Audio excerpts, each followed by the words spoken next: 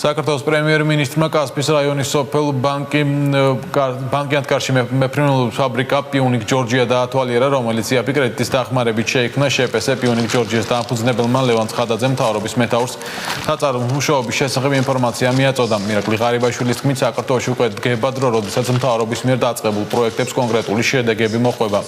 მირაკლი ღარიბაშვილის განმარტებით ადგილობრივი წარმოების განვითარება არის საქართველოს ხელისუფლებისა და ქართული ეკონომიკის ნომერ პირველი ამოცანა.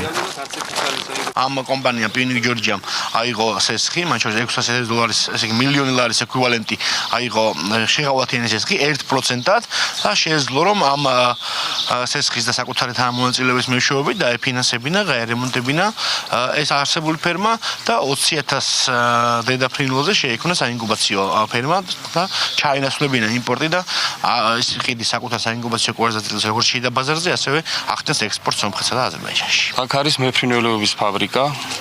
ასე კერძოდ სანაშენე მეფრინველეობა, სადაც ვაწარმოებთ საინკუბაციო კვერცხს, შემდგომ ჩეკავთ წიეთდღიან წიწილებს და ვამარაგებთ მოსახლეებს, ინდმეწარმეებს და ფიზიკურ პირებს. შემდგომ ხდება ამ ფრინველის გამოძდა და რეალიზაცია უკვე საქართველოს ბაზარზე.